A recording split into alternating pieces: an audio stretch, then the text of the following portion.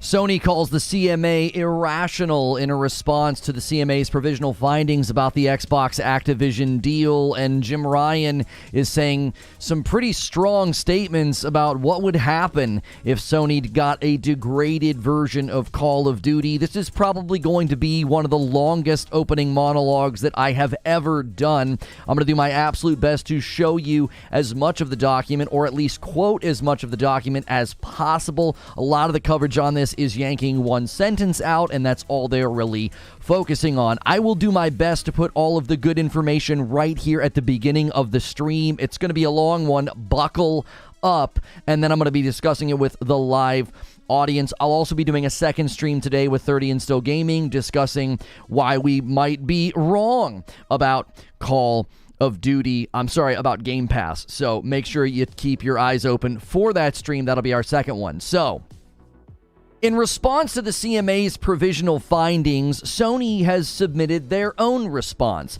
and there are probably three main headings to this response that I'm going to try to use to organize everything, right? I'm going to try to do this for you so that you can sort of keep your bearings, because I have like 30-something pages of notes to go through, and it's a doozy, okay? First, I want to talk about the errors, okay? Sony believes that the CMA provisional findings have three significant errors. So that's kind of the first heading, the errors. The second thing I want to talk about is the evidence, okay? Sony really is driving home that the CMA should be using evidence and not speculation. And they cite evidence that they feel is being ignored or contradicted by the CMA's provisional findings. The third heading is the damage. The foreclosure language in this response from Sony is very strong. They're looking at both full and partial foreclosure of Call of Duty. I'm going to do my best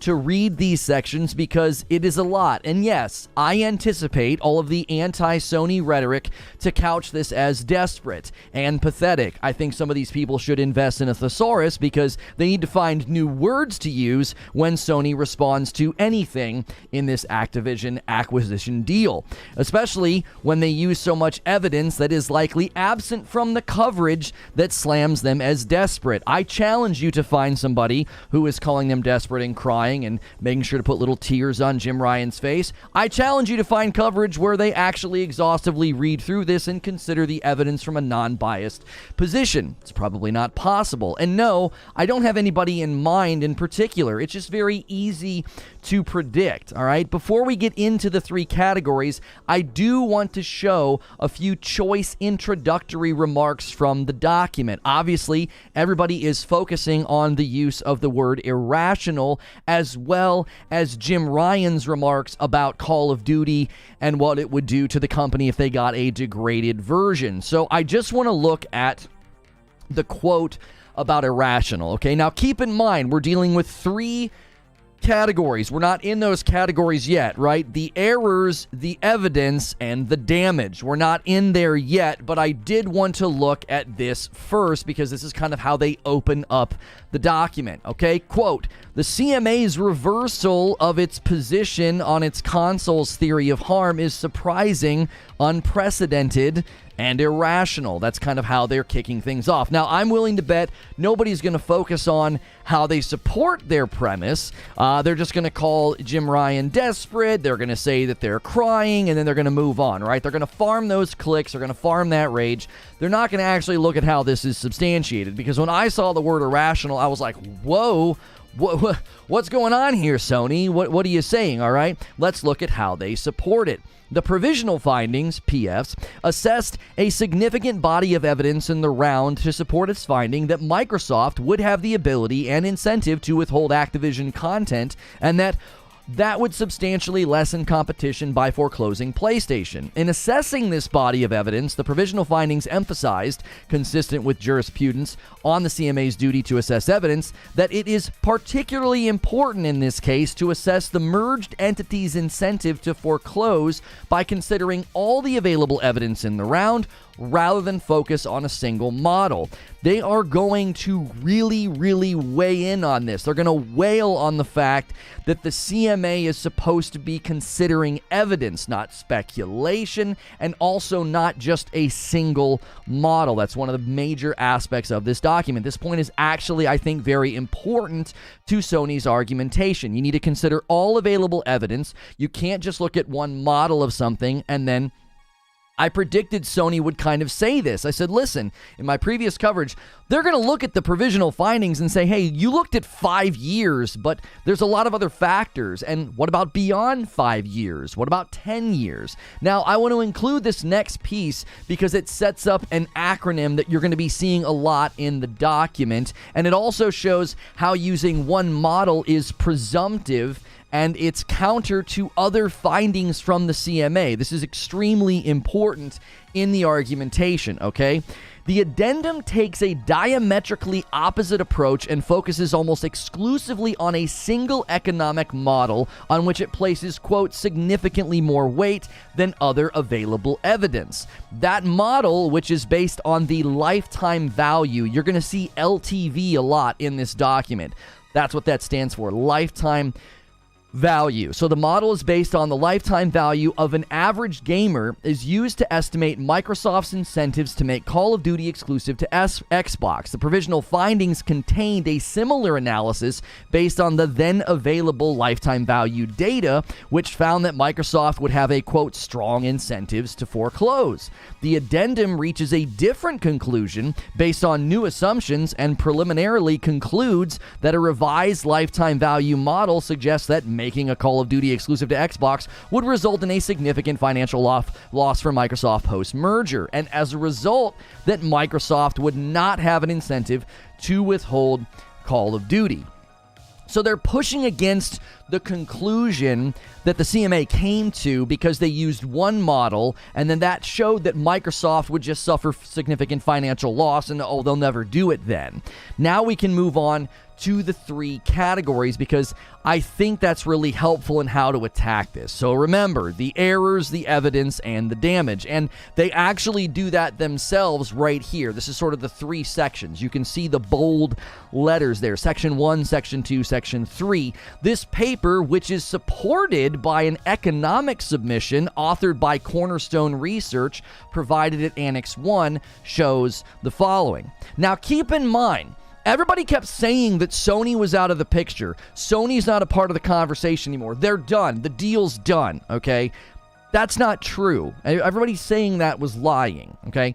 The chairman of the Provisional Findings Group of the CMA, he quite literally said that Sony had until March 31st to submit new evidence. He said that the primary function of the provisional findings update was to give all parties an opportunity to submit new evidence. Well, we have an economic submission of research here from Cornerstone Research that's being provided, so this is going to have to be considered. I don't know if the CMA is going to view this as new evidence or not. It sounds like new evidence to me, but I'm not an expert, all right? I'm reading through this and doing my absolute best to give you the facts, and as far as I can tell, Sony made it to the deadline. It was March 31st when this was submitted, and they've got new evidence, all right? So here's the 3 sections. Number 1, Section 1, the addendum's revised LTV model is vitiated by conceptual errors. The addendum's revised discussion of Microsoft's past acquisitions and strategic objectives cannot be squared with the evidence and the CMA's previous assessment.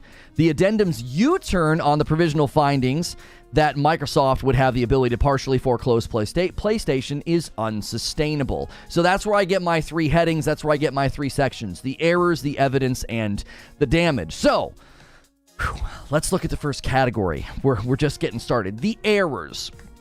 This is where we have to spend most of our time. Well, this is where I have most of my screenshots, okay?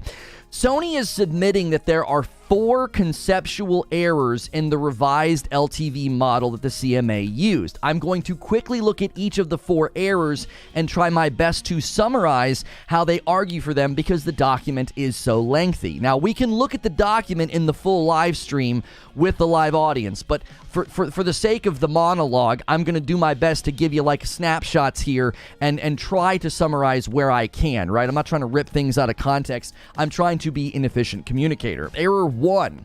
Here you go. The addendum understates the gains to Microsoft from foreclosure by around 70%. The revised LTV model appears to be based on platform LTVs for average users. The model understates the gains from foreclosure to Microsoft by a wide margin because it fails to take into account the following three factors. Now, I'm going to read these three factors. I can't do screenshots because I'm going to run out of scene counts in OBS, all right? I'm trying to do my best here. So they're basically saying, listen, you're understating the potential gains that they could get from foreclosure, all right? And here's why. Here's the three errors that makes up this large chunk. I'm going to show you a graph here in a moment. First, the first thing that they say, highly engaged Call of Duty users generate significantly higher spending than average platform users. SIE data shows that these highly engaged Call of Duty users generate about redacted the platform spend on the average platform user. So they're basically saying, listen, Call of Duty engaged users spend more money. They're more valuable. So if you get them and you get them on your platform, they're worth more money per user than the average user. I think this is pretty easy to believe, and they have data to back it up. The second thing they say, using LTVs to measure Microsoft's gains while estimating Microsoft's losses simply by multiplying the losses for 1 year by 5 is internally inconsistent. This methodology assumes ongoing losses from new Call of Duty users on PlayStation over the 5-year period, but that no such new users would ever consider switching to Xbox. This error understates the gains from foreclosure by redacted percent. So what they're saying here is this is inconsistent. You're not at all considering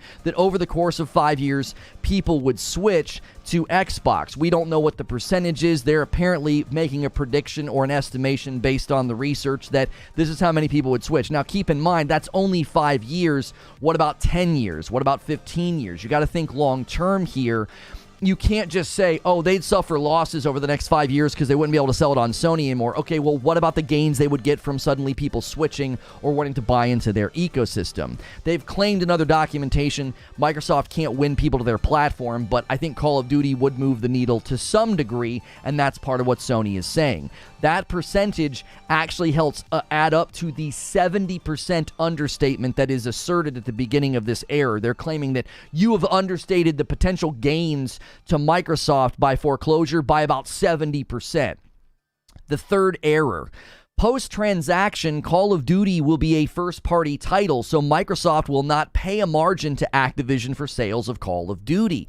The margin paid to third-party publisher would typically be around redacted percent of the retail price and could be higher in the case of Call of Duty. As a result, Call of Duty spend on Xbox will be redacted times more profitable to the merged entity that is presently is to Microsoft. So essentially what they're saying is, listen, you no longer have to give Activision a cut from sales because you now own Activision and Call of Duty, and that amount was not included in the model. Keep in mind, this is just factual error-based argumentation. They're saying you're not...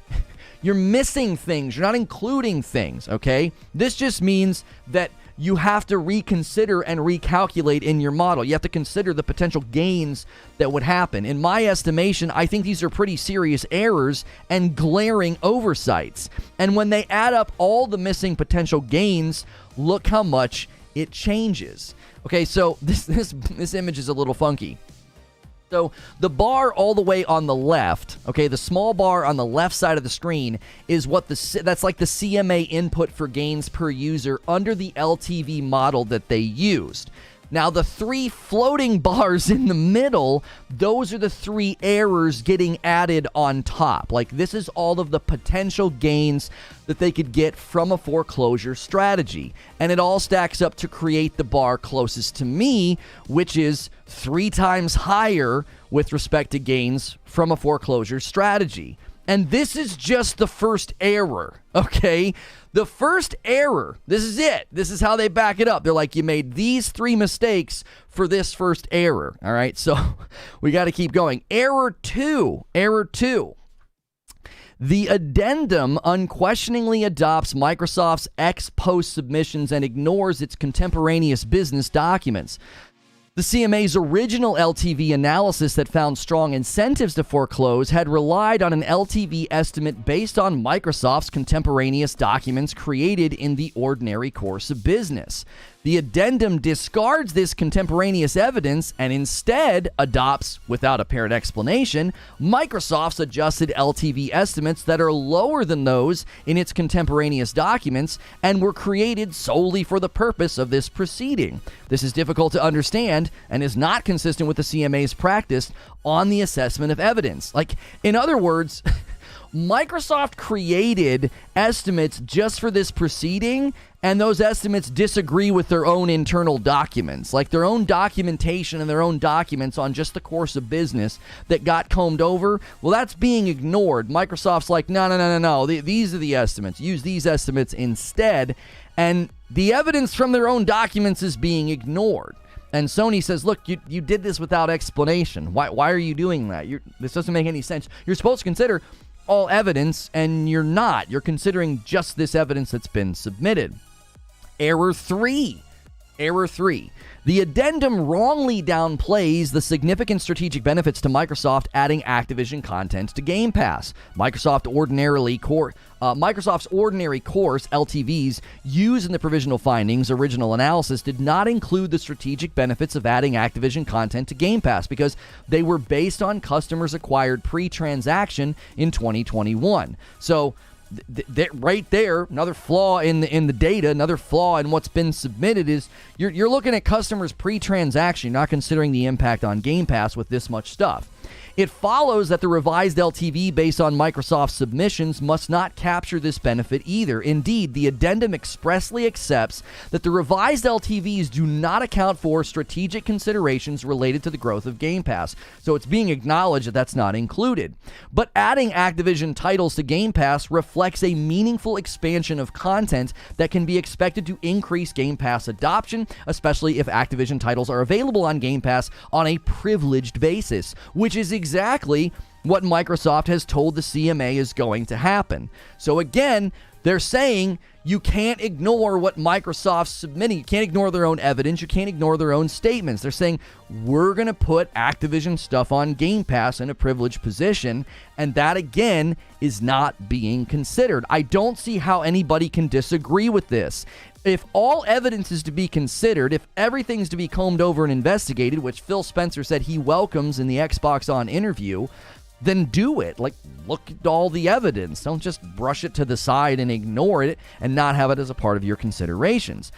The main point that Xbox fans trumpet and scream from the rooftops is that this deal is good for the consumer simply because all of the Activision titles will go on Game Pass. So Sony's making that observation as well and saying that should be considered in the provisional findings. Error number 4. Error number 4. The addendum erroneously speculates that not a single user with less than 10 hours of gameplay or $100 to spend in Call of Duty would switch. The addendum's finding that Microsoft would suffer financially from making Call of Duty exclusive is based on the unsupported speculation that not a single user that did not have at least 10 hours of gameplay or $100 spent of Call of Duty would switch. As the addendum explains, assuming no switching for this group represents, quote, the extreme of a possible range of switching. The addendum, nevertheless, adopts this extreme assumption without explanation, even though evidence on the record shows that a considerable portion of this cohort of users would likely switch. So they're pointing out many times the CMA is making assumptions contrary to evidence. They cite 3 different pieces of evidence to show that, quote, overall, the addendum's position that not a single gamer with less than 10 hours of gameplay or $100 to spend would switch in response to Microsoft making Call of Duty exclusive is pure conjecture.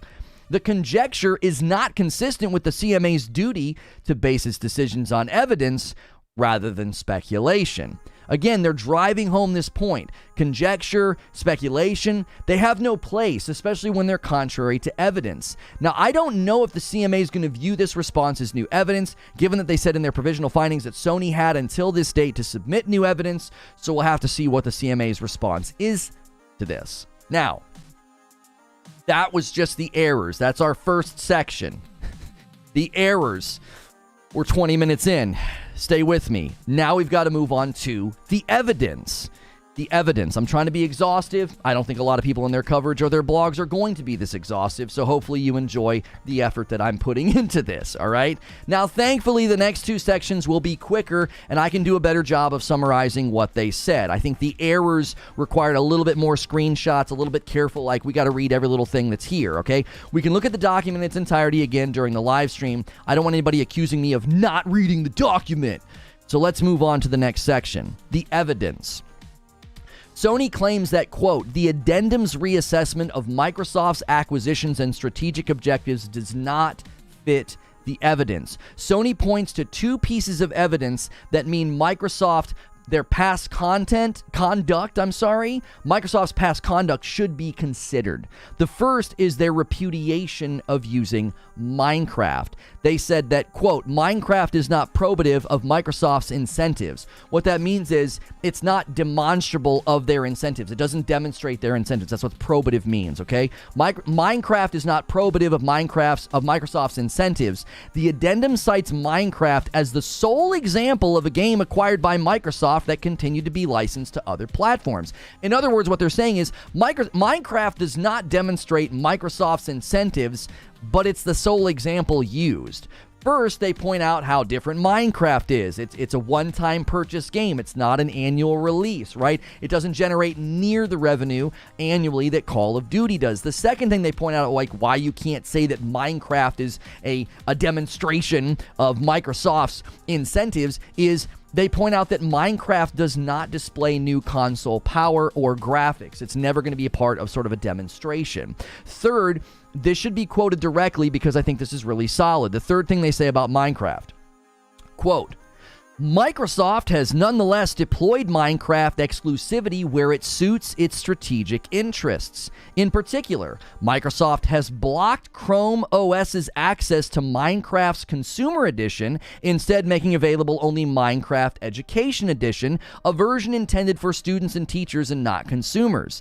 This evidences Microsoft's intention to withdraw games from rival platforms when it serves its goals of dominance, be it in operating systems, consoles, multi-game subscription services, or cloud gaming. Like I said the last time I covered this, Microsoft asserting that Sony is just protecting its market dominance is the height of hypocrisy given Microsoft's history. And this is exactly why Google's complaints about Microsoft's cloud services behavior in Europe should be noted as well. The second piece of evidence that Sony uses, which I knew that they would, and you should have anticipated this too, Microsoft's treatment of Zenimax property.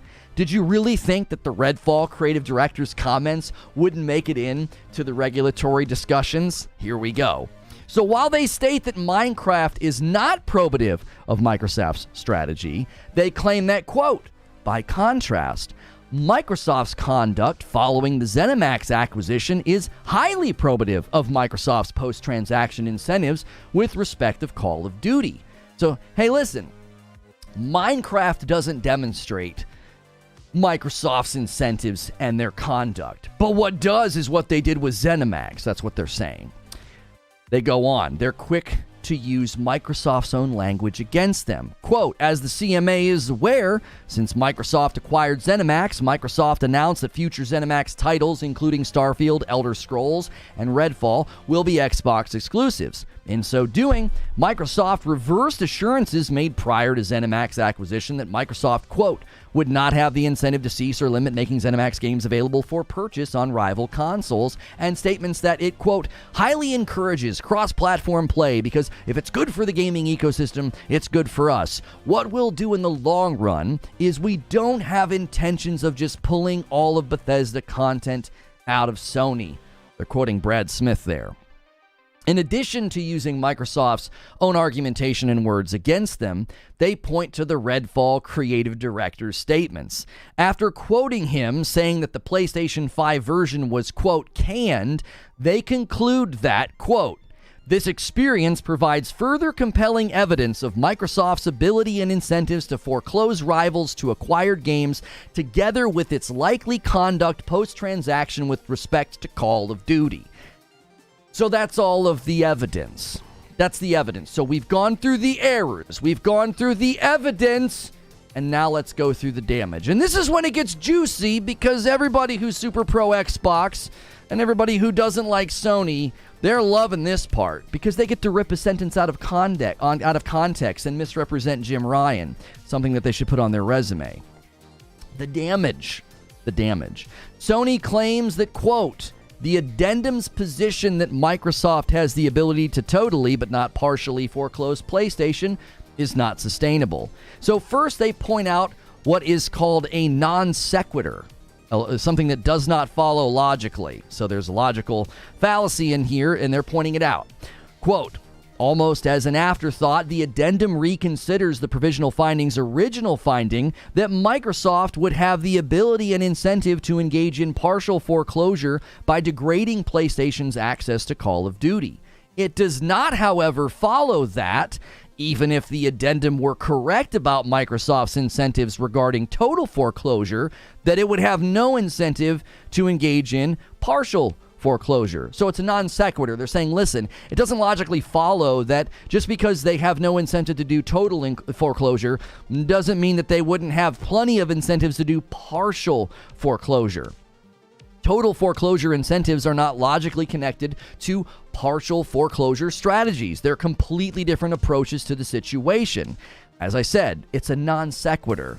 And Sony argues why. Quote, partial foreclosure strategies may in the short term be more profitable and easier to implement, including because they trigger fewer game complaints than total foreclosure, because Microsoft would still secure revenues from sales of Call of Duty on PlayStation for a transitional period while it degraded quality or access, while nevertheless having the same long-term result, foreclosure of PlayStation. So what they're saying is this would be a more profitable approach anyway. They'd still be making money off of us because they'd still be selling Call of Duty on our platform, but they could make it inferior. They could give us less stuff. There's plenty of reason. I'm gonna show you why Microsoft will likely do this. This isn't scandalous to say, because they've said they're going to do this. They've admitted they're going to do this with property that they buy. You're just not paying attention. So they're saying, look, they'd make more money doing partial foreclosure in the short term, and then the long-term result would be foreclosure of PlayStation. Now, people are like, oh, foreclosure of PlayStation. PlayStation's going to close down. Go to community college and take one economics class. That's not what they're saying. They're talking about foreclosure of Call of Duty on PlayStation. They're not talking about PlayStation shutting down. Just stop with the misunderstanding of documents that are either above your pay grade or your reading level. That's not what they're saying. Okay, remember, Microsoft said they've got 10 years to make a Call of Duty rival. 10 years is plenty of time to make a Call of Duty rival. Did anybody not consider that was part of the plan, right? Yeah, we'll give you a 10-year contract. 10 years is plenty of time to create a rival. Well, why would you need a rival? Well, be a pretty sharp plan, be a pretty smart plan to slowly boil the frog. You make Call of Duty better on the Xbox ecosystem. Oh, Sony is claiming that Xbox would intentionally put bugs in Call of Duty? No, they're making a very logical conclusion. Xbox would make Call of Duty better and best on their ecosystem. Why would they not do that?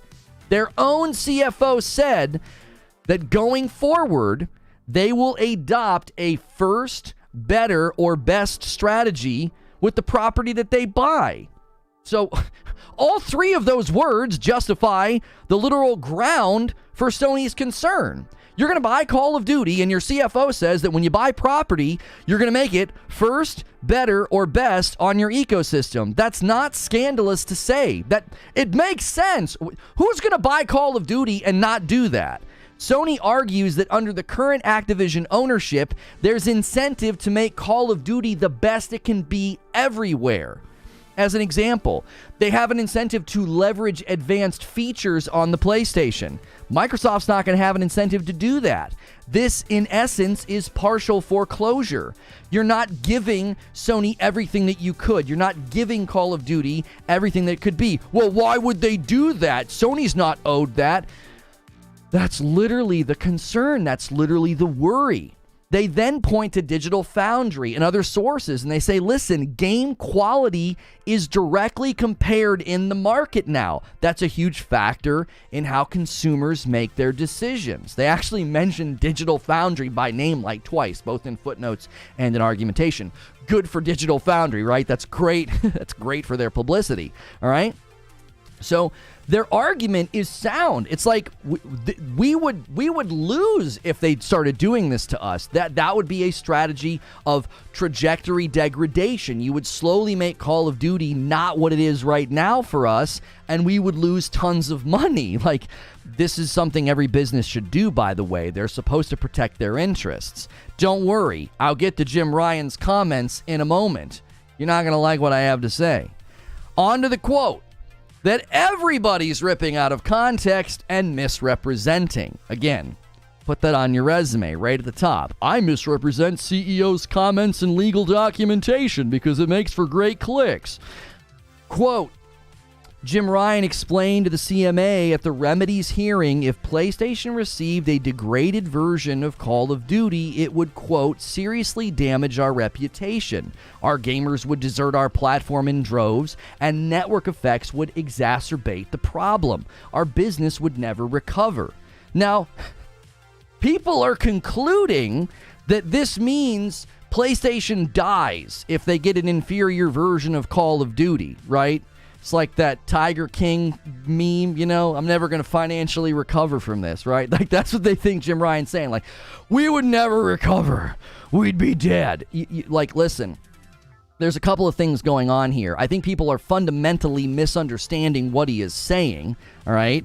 And second, I don't think they see how tectonic Call of Duty is within the gaming world, right? They're like, he's being hyperbolic, or they're really bad at business, right?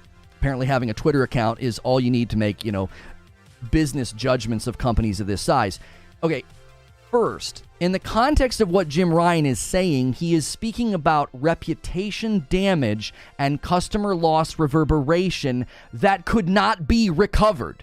You can't recover from that. He's not exaggerating. He's not saying, we're done. Put a fork in PlayStation. If you degrade Call of Duty, we're done. Like, you look at the size of the revenue streams of PlayStation. Look at how endemic they are in the Japanese market. He's not saying that, okay? Within the context of what he is saying, he's talking about reputation damage that would lead to customer loss that would reverberate for years, and you can't bring those people back. You can't recover from that. Anybody remember the Xbox One era? Do you remember that? Do you remember how bad the marketing for Xbox One was? It led to Microsoft almost shutting down the Xbox game division. Customer perception and reputation damage can lead to dire results. That's not something that, like, Xbox fans should be unfamiliar with. This is something that can happen, okay? All of a sudden, everyone's like, your platform sucks. I don't want anything to do with it. And you almost shut down the Xbox gaming division. If Sony has 48% of the customers who purchase Call of Duty, this isn't bad business. It's not a bad strategy or a plan. That's the other thing that's blowing me away here. People are like, well, PlayStation's done. No. And second, well, they made bad business decisions. They've been successful. Like, wow, they make a ton of money on Call of Duty. What a bunch of dummies. Like, how can you say this and expect anybody to take you seriously? They have successfully argued in the past with Epic Games to make a revenue split available just to unlock crossplay. Why? Their players made up the greater portion of the micro spending in Fortnite. Like, that's the ecosystem you're dealing with, an ecosystem and a customer base that spends lots of money. And Fortnite's just a free-to-play game, and Sony was still able to win that argument with Epic. The main reason people think that Jim Ryan is crying or admitting that PlayStation's bad at business is they're used to cheering for the loser in the market. Let me say that again. The main reason that people think that Jim Ryan is crying or admitting that PlayStation is bad at business is because they're used to cheering for the loser in the market. It's easy to understate just how good Call of Duty is for your bottom line when you're cheering for the platform whose sub-service was admittedly avoided by Activision because it would be cannibalistic to Call of Duty sales. It's really easy to underestimate the revenue impact of Call of Duty when you're in third place and you don't make up the majority of the people who buy it. Of course, it's easy to think that that's bad business practice when you're busy cheering for the loser in the race. Saying that a company should have anticipated an unprecedented game company acquisition is just ignorant posturing. The irony of mocking Sony for making lots of money on a third-party game when Xbox is arguing that they need to buy $70 billion worth of third-party games just to compete. That's so drenched in hypocrisy. Look at Sony making all this money. They need this third-party game. Microsoft can't even compete without buying $70 billion worth of third-party property. Pot, meat, kettle. The hypocrisy, the lack of self-awareness is staggering. After 20 years of failure, Xbox should be just allowed to disrupt a major revenue stream for Sony simply because they have the money to do it. The logic is astounding. Xbox should be able to hurt their competition because they can afford to? That leads to the second point I want to make about this. Call of Duty has grown to such a leviathan state that can't be blamed on Sony. Xbox played the Call of Duty exclusive game in the past, and then Sony had their turn, and Sony won big time. The results of that coinciding with the growth and the explosion of Call of Duty is not something that a company should attempt to stop or downplay. What should have Sony planned to do, all you business experts on Twitter? All you business experts out there on Twitter, what should have Sony planned to do? Well, we better make less money from Call of Duty in the event that an unprecedented merger from our direct competitor ever happens. What? Businesses of this size make lots of money from lots of sources, and the regulatory bodies and the laws that are in place to protect against these revenue streams being subjected to damage by sheer brute force spending of your competitor is something that they probably trusted in. That was just, I think, to me, just completely and utterly lost on the people that are turning this into a tribalistic pissing match. It's like you're just all of your thumbnails of Jim Ryan crying and the ad nauseum use of the word desperate and all of your obfuscating of facts and evidence doesn't change reality. This is an unprecedented attempt to buy significant portions of the gaming market, and choosing a side before considering all evidence and facts is ideological and cult-like, and it will fundamentally do nothing in the grand scheme of things. You keep cheering for a trillion-dollar company like some sycophantic fan who thinks if a sports team wins a championship, they somehow share in the glory.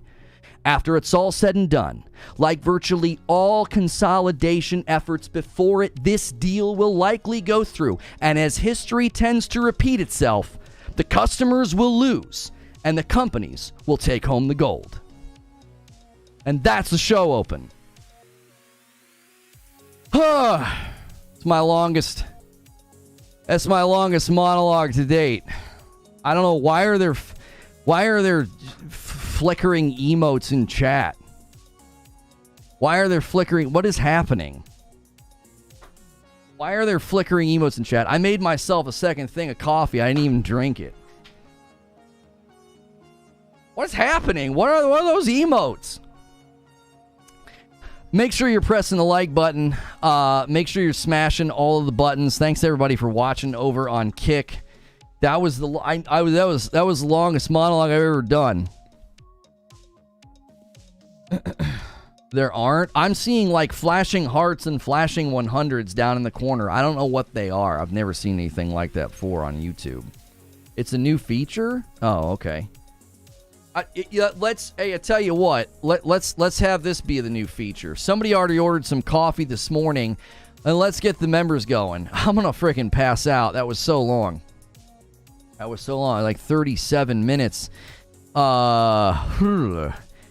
Reforge roast order for Christy Axis. Thank you guys so much. I hate the emotes. Yeah, they're kind of obnoxious. Lono, you used a bunch of words I don't understand. It makes me angry, and I'm going to respond in emotional, uneducated ways, and for that reason, I'm out. It's blocking chat. Yeah, can I turn that off?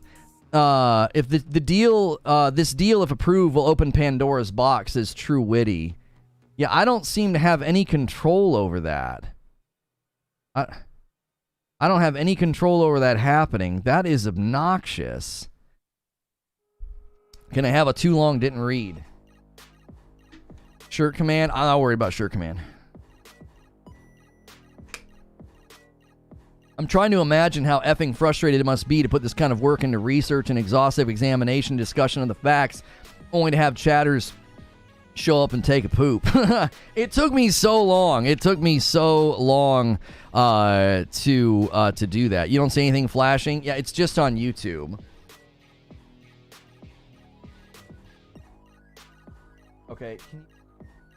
I feel like out creamer and I forgot to do it.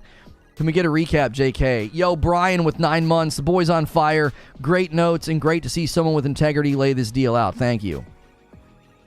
I think you've stated in the past. Huh? I don't know about a count. I just do it until the coffee's like a tan color, like a light, like it'll be fine. Lono, I think you stated in the past that Microsoft fosters an ecosystem of non-purchase. Thus, do you believe that the higher paying trend for Call of Duty gamers will persist should they switch to the Microsoft ecosystem? It's possible, Sandy, and it's possible that's why Microsoft wants them. Because they want that ecosystem of purchase. They want those people that spend lots of money. They've admitted that Game Pass is cannibalistic to game sales. Activision has admitted that Game Pass is cannibalistic to game sales. Activision won't put their games on Game Pass because that's not what they want. It's contrary to their business efforts. Zippy Norwal says the CMA already addressed Redfall and Zenimax. Okay. Rissick with 19 months and a VIP gold. Keep up the great conversation and great content. Thank you. T-Bone with a month. Rare form, my man. Nice work. And Rissick coming in with 20 gifted members. Just right off the top ropes. Gonna jump right on the canvas. Boom. 20 gifted members from my man Rissick. Anecdotal evidence typically doesn't decide merger cases. Aggregate numbers do. Well, here's the thing, Claw Killer. They were not pointing to evidence and just saying, hey, this is anecdotal or whatever. They were using actual researched documentation. They were using a document from Cornerstone Research or something. I think that was the name of the company. They were basically like, look at the research. Like, you guys are making claims that are contrary to the evidence. Like, that's why they're saying this is irrational. It's like, what are you doing? You got non sequiturs, you got fallacies, you got errors, you got gains that you didn't consider. You used one model, like that's the only model you're going to use. And then they pointed to this research and said, look at what this company is saying about what's going to happen and what potential gains could be had and what consumers will do in response. Like, it's not as simple as everybody's making it. Really isn't. Thank you for 20 gifted members, Rissick. Every 25, I give 5. We will be doing a second show today about Game Pass and what I think the secret to live service. I think Xbox has a live service secret weapon, and I'm worried about what it's going to do with Game Pass. But I'm going to be talking about with 30 and Still Gaming in about an hour. A third-party independent research, I believe. I don't think the stock market agree with your reading of Jim Ryan's statement. Their stock price dropped again. I think that's unavoidable. I think anytime they have to enter the market and say this stuff, it's not going to be helpful to their stock value because it makes everybody like, oh my gosh, like what's going on? Are they going to lose Call of Duty? Yo, Devin Can Fly says, I don't need a gifted membership. I'll do my own. Thank you so much for that, Devin, jumping on in. Guys, don't forget on Friday nights you can hang out with my wife and I, and there's a huge buy two get one free sale right now just for members. Once you're a member, get in the Discord and you can get that code. Why does this acquisition make people who prefer Sony huff and puff so much? I don't know. Why does it make cult-like Xbox followers project emotional instability on people? That's good. Yeah, it probably turned off. It's fine. It's warm enough. It'll do the job. Thanks, Mama.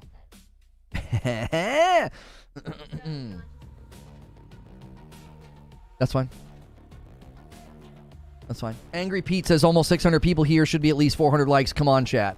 Yeah, if you guys are enjoying my coverage, make sure you're hitting the subscribe button. Make sure you're a part of what's going on here. Consider becoming a member. Live streams like this live off of membership because I'm not running ads. We haven't had almost any new subscribers today, so this is mostly the core audience that's tuned in or people hate watching that don't want to help my metrics. Oh no, they dropped a little today. Ouch. Yeah, Fuzzy's got the stock here pulled up. Sony, yeah, and here we go again with just unsubstantiated platitudes. So Sony, over the past 6 months, has had a $21 rise in their stock value, and it dropped a little yesterday because of this. That's not indicative of anything. Once again, just completely unsubstantiated claims, and when we push back on the claims and we look at the evidence, it's empty and weak. Insomniac Black with 19 months. Reforge member VIP. Internet Dregs. Research evidence? What tomfoolery are you spitting, man? Thank you, Insomniac Black. Iris Jack jumping back in as a member plus. Like here, let's just open up the. You want to look at the stock? You want to look at the stock? Let's look at the stock. I mean, let's do it. I mean, why not? Let's look at the stock here. You know, and really show. Oh man, Sony's in so much trouble. It's real bad. Oh my gosh, look how terrible it is. Whew. Past 6 months. Oh my, wow, just 32% gain over the past 6 months. Oh, it dipped a little bit because Jim Ryan said something. Oh no, yeah, it dipped a little bit here and here and here. Dipped a little bit here and here and here and here and here and here. Like that's, well, he said some stock value drop. That doesn't mean anything. Primo with a $5 tip. Think about this. Microsoft's value is equal to Canada's GDP, making it wealthier than Russia, South Korea, and Australia. Poor Microsoft and evil Sony. Yeah, poor Microsoft. $5 tip from Scott Woodford. Fanboys on both sides are toxic. Gamer for life.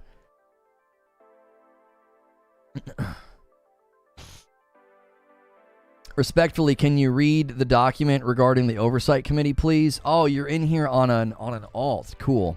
Let's see. How many accounts are you going to make? How many accounts are you going to make? By the way, I saw all the toxic things you were saying in chat this morning. You're not welcome here. Quit making accounts. You're making people waste gifted memberships on you. Using stocks to justify an argument has to be a dramatic drop, slay or fall even further after to show bad signs. Right, like there's clearly a floor. Like, I mean, I'm not a stock guy, but you can clearly see there's a floor right here, a well-established floor. Throughout this entire time, that's really interesting. January, that's like when they started fighting this really, really hard. Oh, wow, look at that. Now here, I don't know what happened there. I don't know what the exact dates are, but you can see there's a floor. There's no panic here. Like, that's the thing everybody's like going crazy about. They're just all going crazy about it. Like, oh yeah, they're dead if they lose Call of Duty. Sony's dead. Who's making alts? I forget their name. Among Rama or whatever they are. No, not Amos. I banned somebody for saying, would you please go read the thing about the Call of Duty Oversight Committee? They were in here on another account in the past, and they just kept hammering away at that. I'll read through an 8-page document. I'll give you like 8 or 9 screenshots. I'll argue. I'll go through 36 pages of notes in a Google Doc, and they're like, yeah, but there's one thing in this one document that you didn't read. There's a footnote about an oversight committee. Yeah, we looked at the documentation about the Call of Duty Oversight Committee, and it's something that Microsoft themselves will appoint if they want to. Like,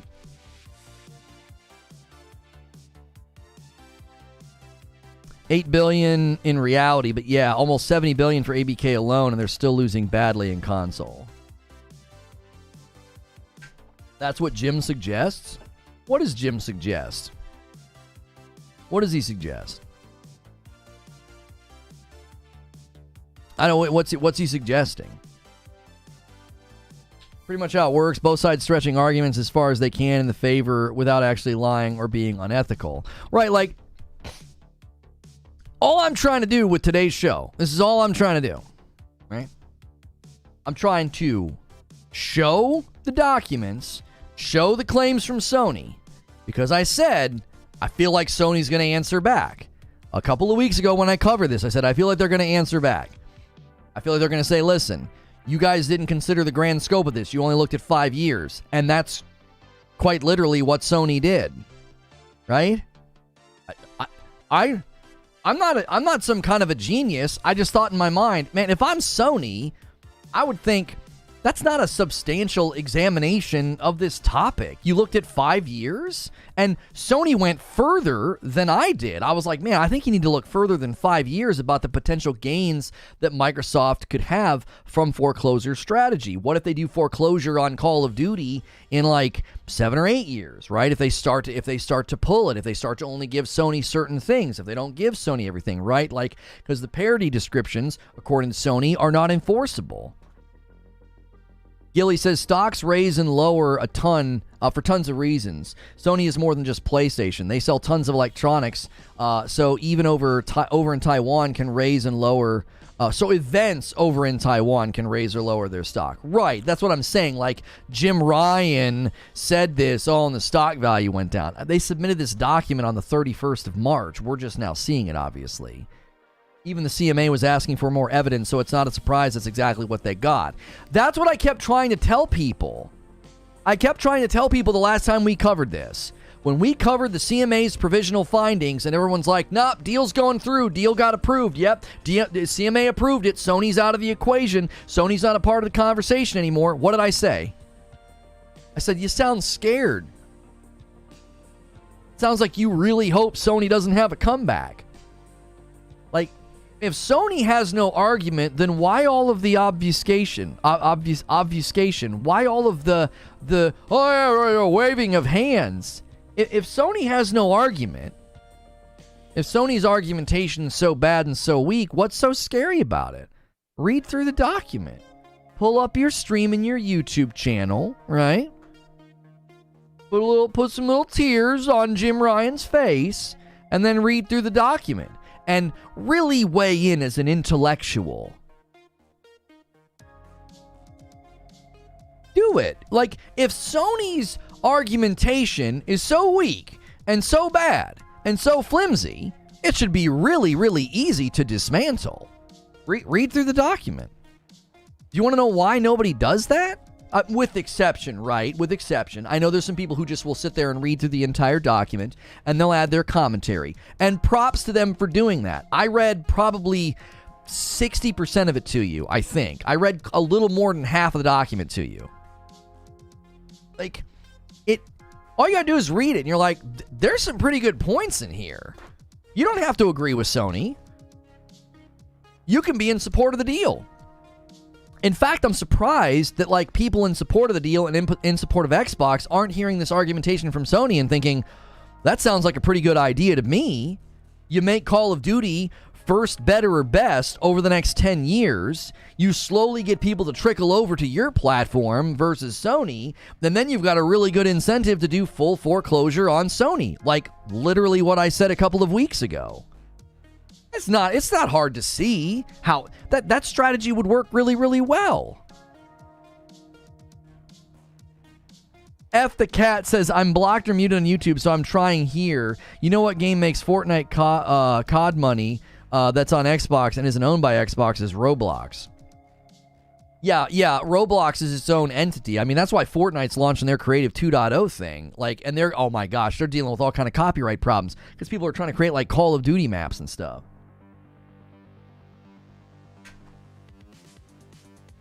Sony forever, no games for 2023, but Sony forever? What do you mean no games for 2023? What are you talking about?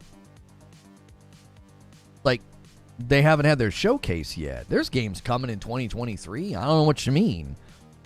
Don't you understand? Prior to the announcement, Sony price was $133 a share in 2022, and today it's sitting at $88. And did some recovery when the deal wasn't going to pass. Okay, so prior to the announcement, you're saying Sony's share was $133 a share. That was on January the 5th of 2022, and today it's sitting at 88, and it did some recovery when the deal wasn't going to pass. Right, so let me ask you something. Somebody was asserting that their stock value had dropped because of Jim Ryan's comments. Do you ever consider that one of the reasons that Jim Ryan and Sony are pushing back on the deal is demonstrated in shareholders being like, oh my gosh, well, what do we do here? Or what's going to happen?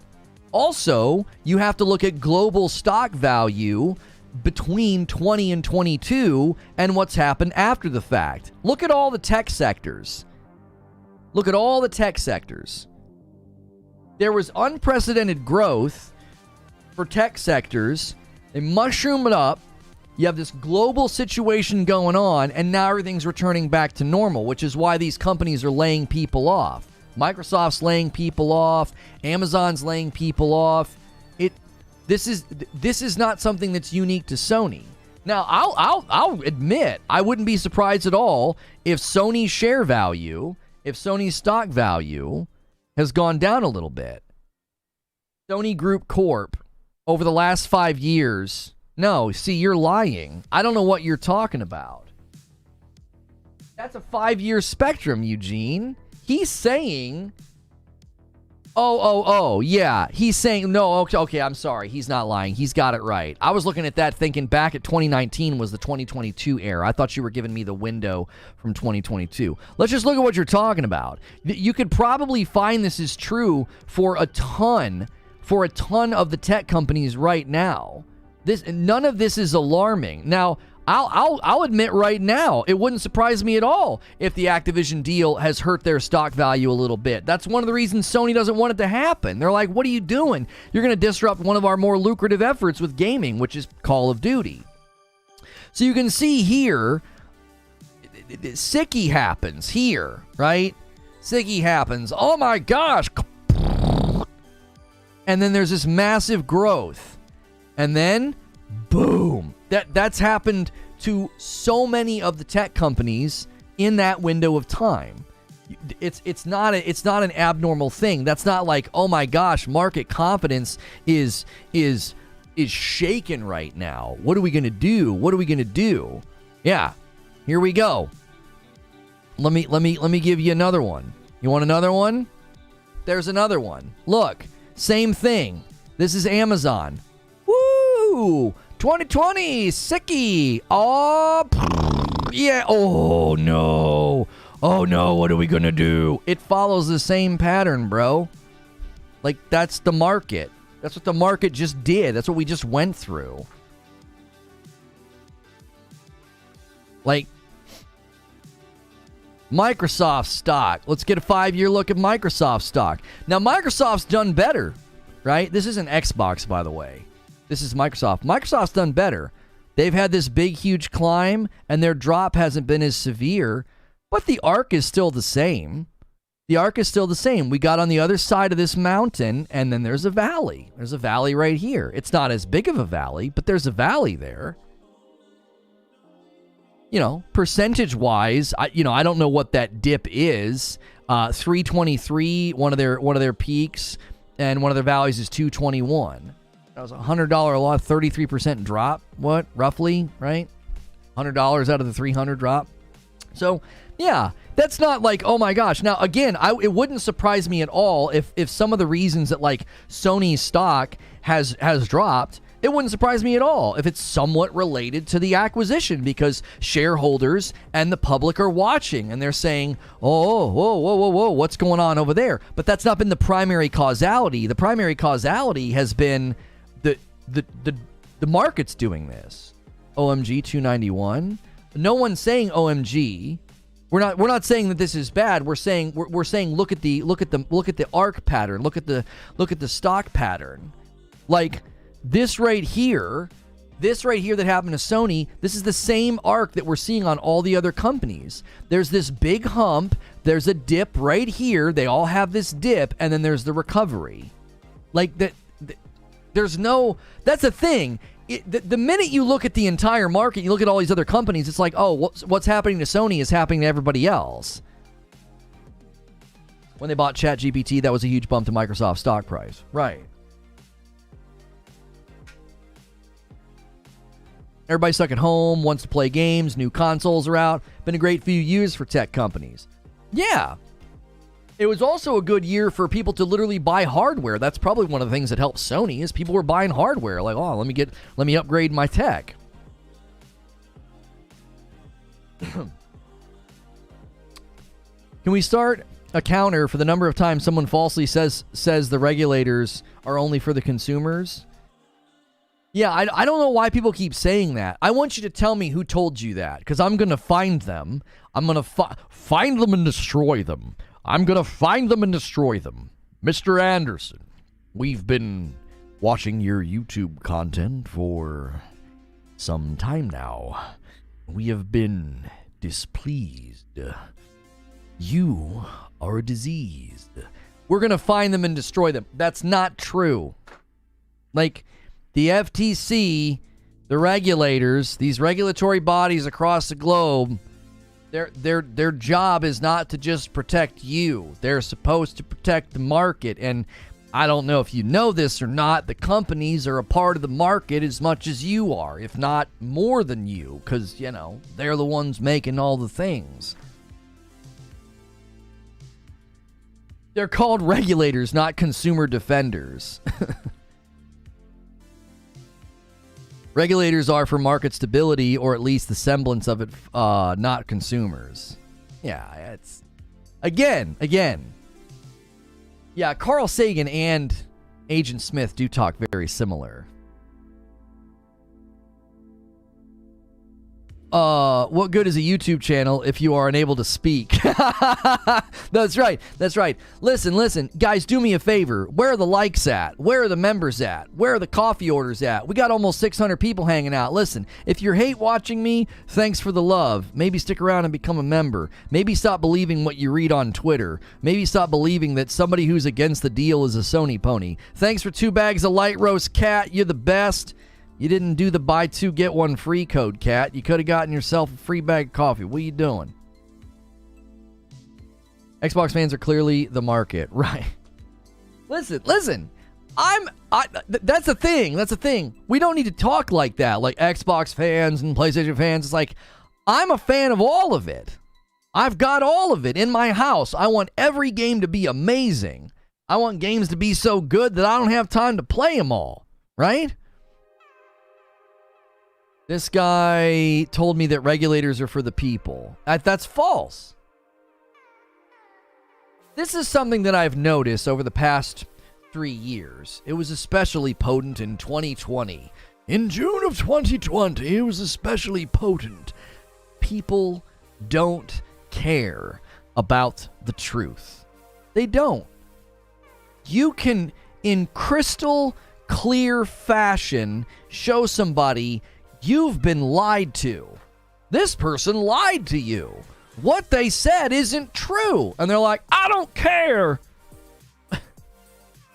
It confirms my dislike of that person or that company. It confirms what I already thought, so I don't care. It's like, don't you question that? You don't question the fact that you got YouTubers out there, bloggers and journalists and all these writers. They're just saying stuff that ain't true? Doesn't that matter? Doesn't that matter to you at all? Isn't there a part of you that questions it and says, now why would they do that? Right? Now, I've made mistakes before in my coverage. I have. I'll say stuff. I'll give you an example. The other day, somebody said, oh yeah, we only had to pay the difference on Forza or Redfall. You know, if you have Game Pass, you only have to pay the difference. And I was like, that's not how that works. And I was wrong. I was incorrect. I got corrected in the stream and I said, oh, I didn't know that's how that works. That's pretty cool. That actually seems like they're testing one of my Game Pass ideas out already, is that if you have Game Pass, you know, you get a benefit on getting the game early when you buy it and you only have to pay the difference, right? That's pretty neat. That's weaving the early access 72 hours in the Ultimate Edition right into Xbox Game Pass. So obviously the Xbox Activision deal, they're looking to have a ton more property. That's something they're probably going to want to have in place ahead of time because they're going to want all that property to still sell to a certain degree. You still want people buying some of these really big titles, right? But doesn't that ever make you question if it's a pattern? If it's a pattern of saying things that aren't true, ignoring evidence, obfuscating the truth, like, if the pattern is there, well, why wouldn't you? I don't understand why that wouldn't cause you to be like, wait, whoa, what's going on here? Am I getting accurate information? Am I getting good coverage? Like, I'll make a mistake live on stream. Somebody will correct me, and I don't like ignore it. I'm like, oh my gosh, yep, I was wrong. Sorry about that, chat. Like, even if you listen to my content, you're like, I disagree with this guy. He's a Sony pony. At the very least, you can see that like I'm putting tons of effort into like, let's just be accurate here. My bias is, and the side that I come from is, I'm anti-consolidation. I'm not anti-Microsoft. I'm anti-consolidation. So owning that bias doesn't keep me from reading things and saying previously, this is a big win for Microsoft. I don't know what Sony's going to say here. I don't know why Sony's being so silent. I don't know. Maybe they're just going to take their wounds and be like, yeah, well, we'll take a contract now. Because me being against consolidation doesn't prevent me from just sort of reading the facts and saying, yeah, well, CMA had a provisional conclusion. People seem to think that Sony should stop responding to the CMA. Not only is that silly, but it's not true that the FTC will inevitably call on Sony. In that lawsuit, Sony can be seen to have rolled over. Right, I thought some of what they said was signaling. I really did. I thought some of what they said was signaling. It was like, oh yeah, they're signaling to the FTC. Right, they're almost saying, hey, this is some of the argumentation we're going to bring over there. Like, we're going to bring the heat, okay? We're going to bring the heat over there. We're going to make these statements now. Because some of what they said was seemingly related to and connected to how the FTC is looking at it as well. The FTC's read of this, and then the way that Sony phrased some of the things in this document, I was like, this kind of seems like, Sony's kind of signaling a little bit, They're kind of signaling to the FTC, hey, we're going to come over there in a little while, and this is what we're bringing. We're going to bring this heat, so get ready. This is what we're bringing to the table. The hard part is that proving the truth is quite the difficult task because there's no omnipotent, unbiased third party to arbitrate the truth or falsehoods. Well, and in this situation, I'm not even trying to do that. I'm just trying to say, here's the document. Here's what Sony is saying. And I found elements of what Sony said to be compelling. I was like, this is a pretty compelling case. It's not about like, are they telling the truth or are they lying? This seems like a pretty compelling argument.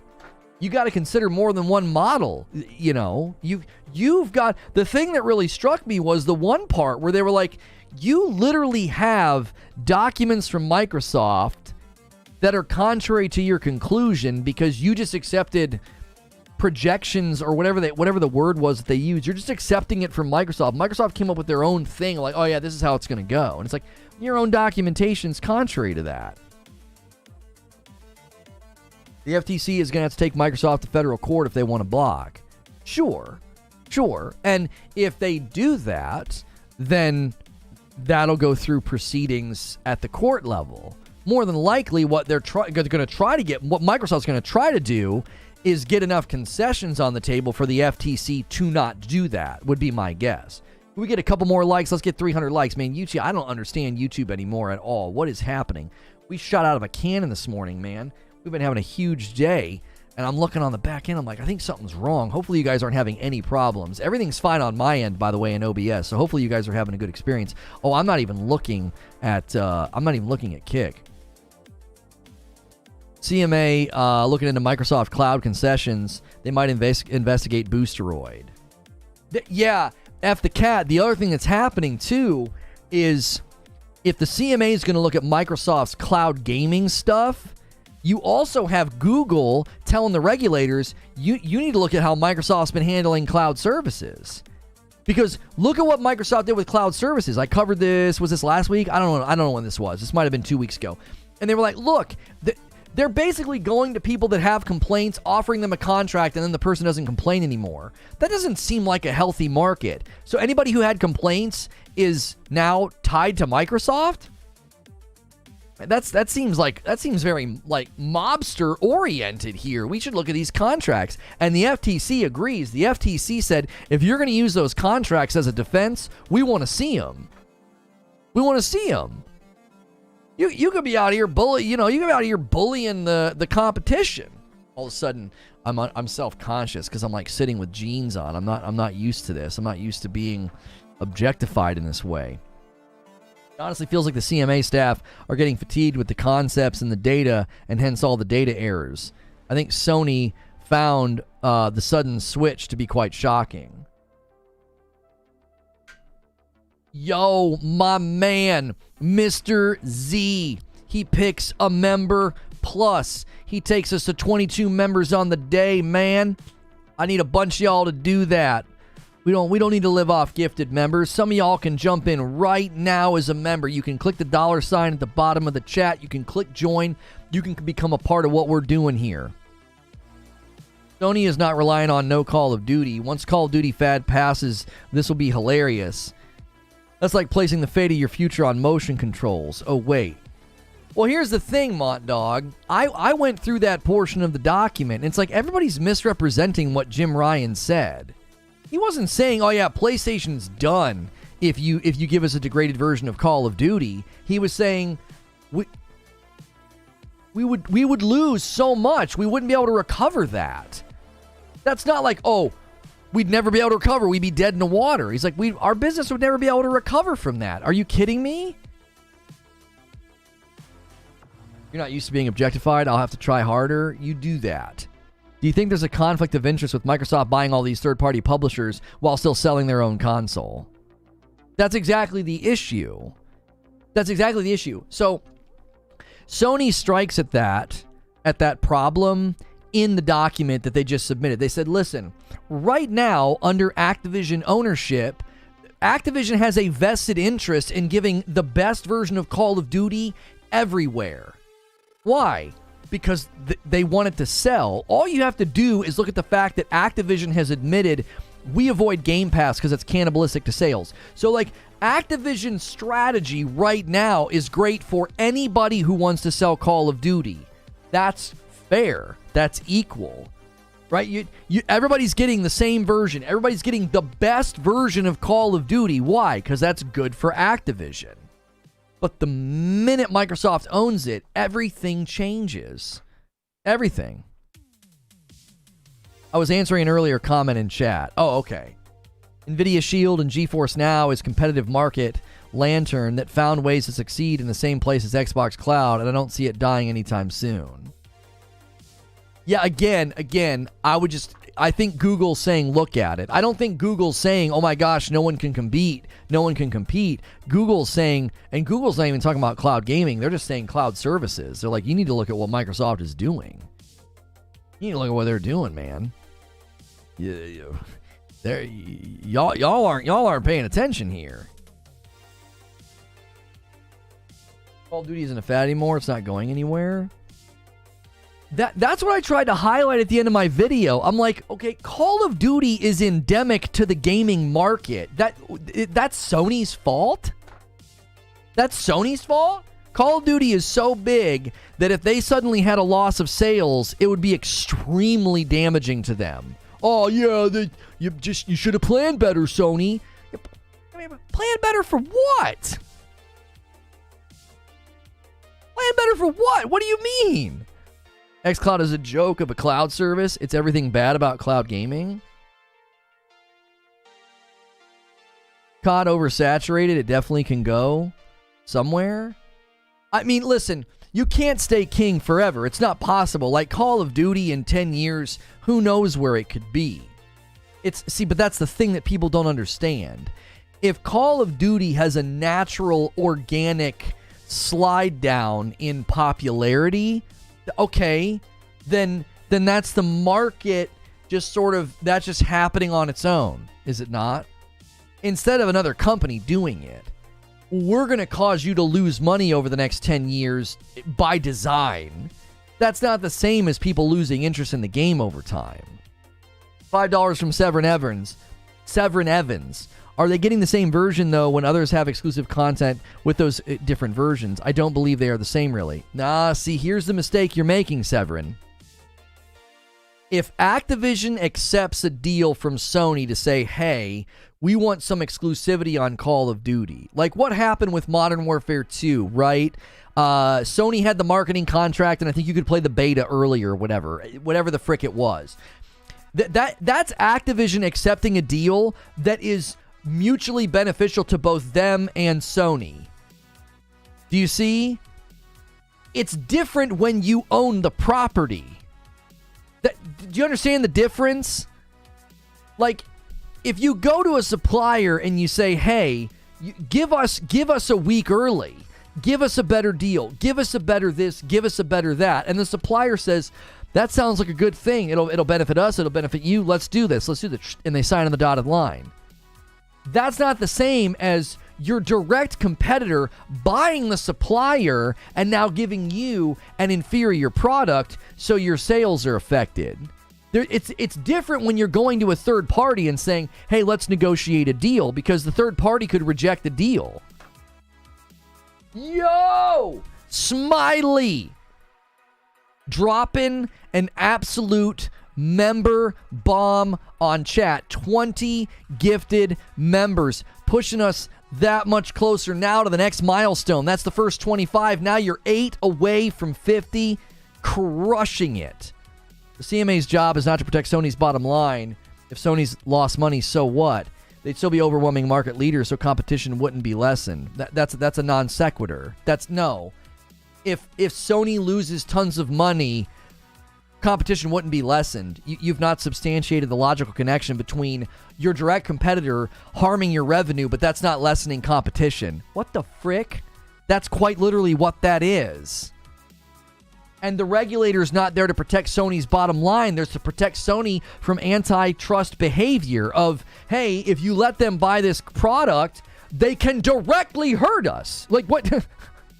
That's why these laws are in place. It's so basic. Severin Evans with a $5 tip. You said everyone gets the same version if Activision has an incentive to sell these games. I'm just telling you what I said. That's not true. Okay, I wasn't nuanced enough. Severin, what I was saying was Activision has an incentive to make sure there's base level quality in the game. Let's say there's a bug that emerges on the Series X or something in Call of Duty. Activision has a vested interest in fixing that as soon as possible, because they need their game, they need that base level of value to be there. If you want to talk about like exclusivity of like getting in early or whatever, okay, early access to something or a gun or a map, that's not what I'm talking about. Now, certainly Microsoft could do that, and that would have that effect. That would have that effect on Sony. If they're going to go first, better, or best, according to their own CFO, if they go first, better, or best with Xbox, with Call of Duty, then certainly that might be something that they do. But there's a difference between it being done in order to harm your competitor and it being done in a contractual relationship with a third party. They're not the same. One has a causal effect on your competitor that you are in direct control over. The other, you don't have direct control over it, because Activision could say, no, we don't want to sign the deal, because they own the property. But that is Activision not playing fair, and can't say they were playing fair when Sony and Activision made a deal that made one console getting a superior product. That definitely affected sales. Of course it affected sales. Of course it did. Xbox played the Call of Duty exclusive card, and when their ticket came up, and then Sony took a shot at the exclusivity card, they both did it, and Sony won bigger. So they both played the same game, right? They both played the same game. Hey, Xbox, your time in the spotlight with Call of Duty is over. It's our turn now. We're going to broker a deal with them, right? But that's still going to a third party. That's not... Sony didn't buy Call of Duty and then, as the owner of the property and the storefront where it's sold, directly hurt their competitor's storefront. If you can't see the difference between that, I can't help you. That's not the same at all. It isn't the same. Because the symbiotic business relationship, the symbiotic business relationship between Sony and Activision That's up to Activision's discretion. Like when I said that I didn't like that Hogwarts Legacy did timed exclusivity. I hate that crap. I'm like, enough of this. We don't need this anymore. This is a bygone era. Well, fundamentally, that was Warner Brothers' decision. Sony makes the offer, and Warner Brothers accepts. I'm not a fan of that. I did a whole stream criticizing that. You're a Sony pony. Yeah, I dedicated 2.5 hours of my day and a talk show to talk about how I don't think Sony should have done that. I don't like them doing that. I don't think that's good for the games. Among the key provisions in the U.S. antitrust law is one designed to prevent anti-competitive mergers or acquisitions. Under the Hart-Scott-Rodino Act, the FTC and the Department of Justice review most of the proposed transactions that affect commerce in the United States and over a certain size, and either agency can take legal action to block deals that it believes would substantially lessen competition. A $5 tip from Severin Evans. Correct, but at the same time, with this, everyone will get the same version of the game at the same time with no exclusive content. Is that not better? That's my preference. That's my preference. My preference is that they don't do that. As a gamer, my bias is that when Sony did that with Hogwarts, I'm like, can we just stop this? Like, what the world? If you want exclusivity, then do it. Like, build the game or pay for timed exclusivity. Don't do this. You get a mission or an item for a year that they can't get. Get out of here with that crap. No. I'm not a fan of that. That's my preference. Like, that's why people always try to do this, like, tribalistic thing. They're like, well, he's a Sony pony. And it's like, how? No, I'm very critical of that. I don't think they should do that. I don't like when video games are treated in that way. If you buy Hogwarts and I buy Hogwarts, we should get the same game. We should get the same game. We both spent the same money. We both went to the store and, I bought this at Walmart. Oh, I bought this at Target. Wait, what's that extra stuff? We both bought the same product. We went to a different store. I've never been a fan of that. We talked about it back in the days of Destiny. Exclusivity is a bad deal for gamers. Yes, like shredding slices of the artwork off and like throwing it to one platform, I think is stupid. Now, on the spectrum of what I like and dislike, I dislike slicing off content the most. I dislike timed exclusivity the next. I'm like, come on. And then my preference is first-party exclusives. Lono, you just made my boy FCat day by reading his comment. He's very happy about it. Well, I'm happy that I could make his day. Let's not posture as if Microsoft obtaining Call of Duty will leave zero prioritization of the PlayStation version. Both ABK and Microsoft still have vested interest in their public. Okay. Right, exactly, Solemn. And that was something missing that Sony pointed out. Sony pointed that out at the CMA. They said something missing from your model is Microsoft would actually stand to make more money by partial foreclosure. If for the next 10 years, they start giving us less and less and less and less, right? They're not putting bugs in Call of Duty. They're just applying the CFO's remarks in 2020 when he said, we're going to go first, better, or best, right? Okay, well, if you apply first, better, or best, and Call of Duty keeps landing on the Xbox ecosystem first, better, or best for 10 years, guess what suddenly happens? Suddenly, Microsoft has a very good and strong incentive to no longer put Call of Duty on Sony. Why? Because they've intentionally damaged the game's reputation over there, siphoned some of the players off. Drainage, my boy. Like, they drained a bunch of people over. Well, now they've got a great incentive. You're like, yeah, we don't really need to put Call of Duty over there anymore. And Sony has every right to point that out and say, what? This is not something that should be allowed to happen.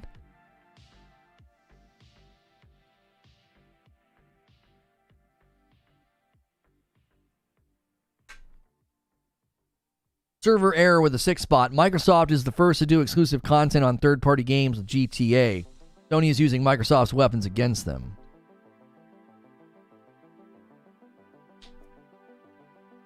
You have a point, though. No way the exclusive quest in Hogwarts was made exclusively for PlayStation. It was meant for everyone. I mean, it's hard to know. It's hard to know. Because Sony was working directly with the Hogwarts developers. They were, because they did all the stuff with the haptic feedback, with the controller, with the lights, with the potion making. They did. And they were in a marketing contract together. So it's hard to know. Sony could have literally gone to them and said, we want you to make us a quest. We want something extra. It's just, we don't know. I still don't like it. I'm not saying that they have no right to do it. I'm saying I don't like it. Right? Like, you have to have a healthy balance sometimes. Just because you don't like something doesn't mean that it's wrong or shouldn't happen. Then you're getting into, like, ethics and morality and imperatives. I'm not using an imperative. I'm saying I don't like it. I have a distaste for it. Xbox is an ecosystem behind a subscription. Explain Destiny 2 requiring PS Plus. I'm not sure what you mean, FCAT. I'm not sure. The question's not making sense to me. Sony Nakamura with 4 months of membership. It's a VIP. What does Microsoft do if Sony says bucket and they never sign a deal and they don't let Microsoft put COD on their platform? Well, yeah. Creature, my producer, he was throwing that out there. He kept throwing that out there. Like, you're going to push Sony far enough and they're going to say, fine. Have fun selling your game without us. Have fun experiencing greater revenue loss than us. Oh man, Microsoft, you just spent $70 billion. Woo! Man, that ROI, it's going to hurt without us. We'll see you guys later. We don't need you. We make more money in the Japanese market anyway. See ya. Now, I'm not saying they're going to do that. I actually don't think that they'll do that. I don't think that they will. I think Sony, if Sony were to do that, their shareholders would have something to say about it. They would say, hey, whoa. You have a fiduciary duty to us. You better figure this out. You better sign a really good deal with Call of Duty. And in the meantime, you better figure out what you're going to do when you lose it. Right? So, Creature's throwing out that theory. Sony, you're throwing out that theory. I don't think they would ever do that. No.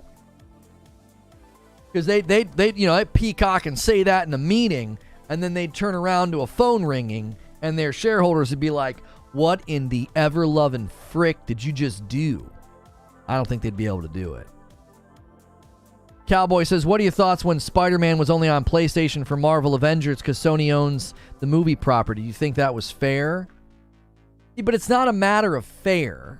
It's not a matter of fair. And that licensing is freaking weird. We almost lost Spidey in the MCU because of that nonsense, right? Like, I don't like using fair or unfair. I don't like thinking in that way. I don't. I think when you buy a game, that's it. Everybody should get the same game. That's my personal opinion. That's my personal belief. Now, if you buy a game on the Xbox and I buy a game on Sony, and suddenly there's additive content that I get that you can't because of like rights or whatever, and then you get additive content that I can't get because of who knows what rights or whatever, like, they're putting a Master Chief skin in, but you can only get it over here, and then over here there's a God of War skin and only I can get it. I'm less concerned about that. That's not as concerning to me. That's not as like upsetting to me. Sony doesn't own the video game rights to Spider-Man. Yeah, I don't even know if that's true. They probably just paid for the exclusivity because of Spider-Man, the video game. They didn't. I don't know what the deal was. I'm unfamiliar with Avengers as a game because it was just such a garbage fire. Yo, Ginger hitting 19 months as a membership. Welcome back. Severin Evans with a $5 tip. If they do that, it would only go to show how much market power they actually have, and it would be to their detriment to do so. I doubt that. Yeah, I don't think they would do that. I bet Sony put a ton of money and pressure on the Deviation team to pump out their FPS ASAP. Speaking of Sony not allowing COD on PlayStation, what if Microsoft told the CMA that if this deal doesn't go through, then Microsoft would leave the console biz in the UK, so competition there would be zero?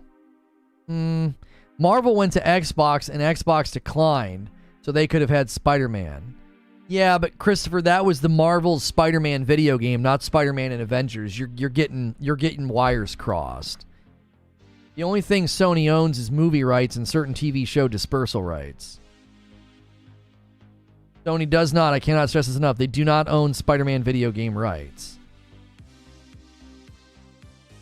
Yeah, because Spider-Man was in the Nintendo Alliance game. That's right. Spider-Man's not stuck. Yeah, Spider-Man's in Midnight Suns. There you go. Mashville with a $2 tip. This benefits gamers is thrown around. How? We are cooking today. We are absolutely cooking because I've got to set up a second show here in a second.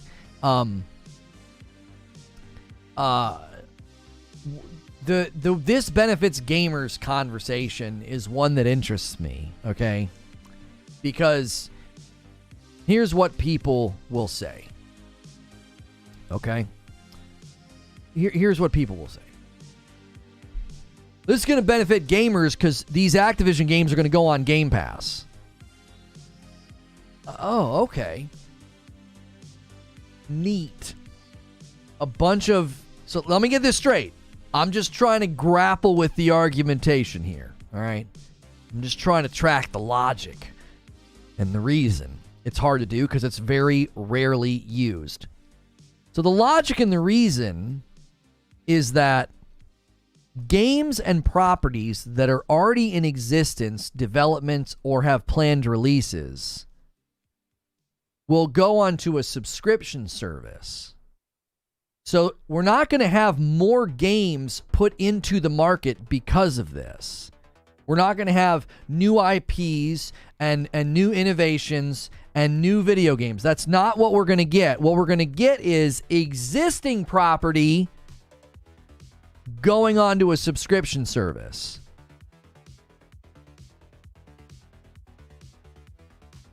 That doesn't seem like a customer or consumer benefit. That just seems like an opportunity to save money, but that doesn't do anything else to the market. You just save some money. Okay. So if Amazon was going to buy Nintendo, let's just say that was actually possible. Like Amazon's like, yeah, we're going to buy Nintendo, and it's going to benefit you because we're going to put all those games behind Amazon Prime. So all you Amazon Prime subscribers, you're going to get all those Nintendo games. Wouldn't that be scary? Wouldn't you be a little worried about what that does? You'd be like, I don't know. I mean, Amazon starts putting games on Amazon Prime. That might hurt the quality of the games. These games already exist. They're already in the market. I can go play them. I can go pay for them. That's not adding anything. There's no additive net gain to the market. There isn't. You're just shifting ownership and then putting the games on a subscription service. Like, if you think beyond it, and you're like, oh, like, if Microsoft buys all this existing property, so there's no net add to the market, this is existing property that suddenly just shifts ownership and then is on a subscription service, what benefit to the market and consumer is there? I save money. Oh, okay. Anything else? Nope. That's it. Oh, okay. So your justification for the largest game acquisition in history, for the largest merger in one of the fastest growing markets on the globe, your justification for it is that you'll save some money. Truly a dizzying intellect. That's it. That's the argument. Like, I'm not trying to straw man. Like, that's legitimately what people argue. That's the argument. It's not about well, there's a pattern of innovation and new IPs, and this level of consolidation typically results in more customer choice. You can't do that. You can't argue that because that's not demonstrated in any markets that have allowed this level of tech consolidation. It presumes that the market doesn't go and stays its current size. If you can grow the market, the more games can get opportunities that just aren't there right now.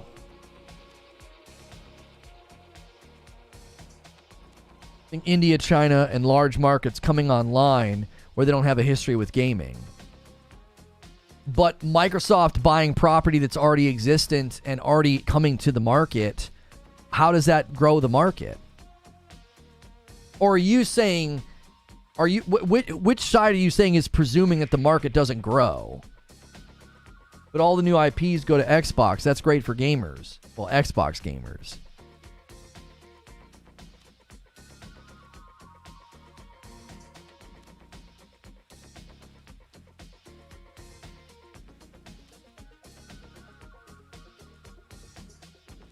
New trailer incoming. Watch the final gameplay trailer for Star Wars Jedi Survivor April the 9th. Oh, Sunday.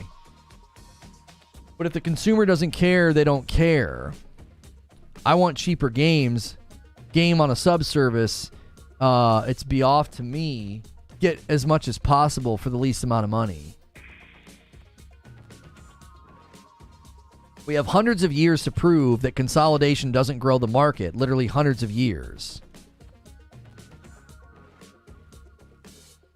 Cowboy says, Lono, to be fair, what more can you expect from consumers? People love to save money, and more people have no clue about all this stuff behind the scenes, but they can understand saving money. Oh, that's exactly right. That's exactly right, Cowboy. That's precisely the problem, is... Here's the real problem. The people that are supposed to be analyzing this and breaking this down and giving you market analysis, economic history, history of consolidation, they're supposed to be informing you as a consumer. They're not doing that. They're being partisan puppets, just playing along and saying, yep, this deal's going to be great for you. More games on Game Pass. Like ideological cult followers, they're not worried about educating you or giving you information. They're cheering for a team.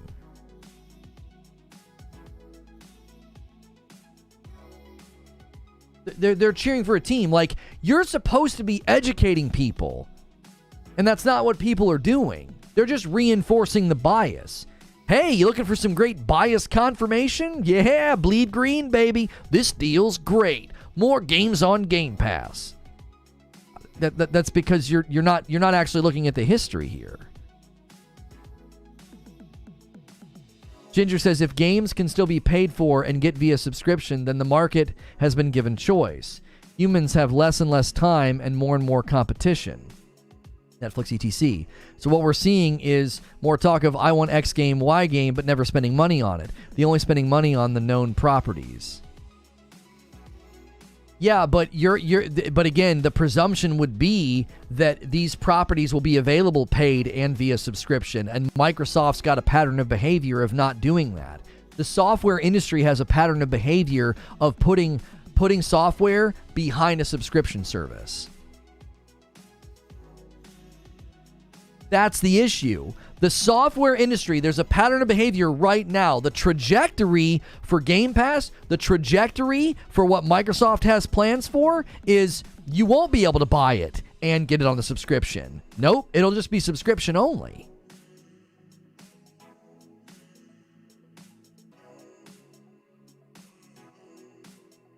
The middle ground is suffering, and submodels remove barrier for players to try and build out new properties.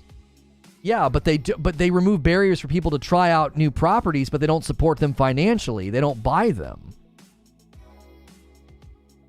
If they start locking games behind only the sub, then that's bad for gaming 100%. I believe that's their plan. I believe that that's their plan. This is why I give you credit, Lono, because you take the time to put out the facts and let people decide for themselves, and it makes for interesting discussion. Good stuff. Thank you, Cowboy. I can't see how anyone doesn't look at the history of Microsoft Office or Adobe Photoshop and not realize that consolidation doesn't work.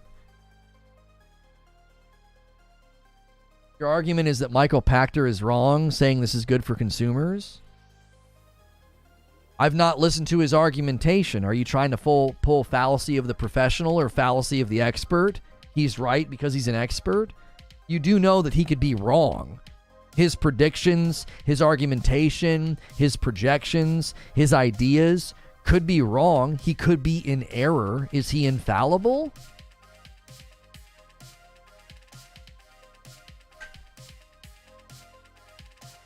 Come on the Cowboy Show sometime.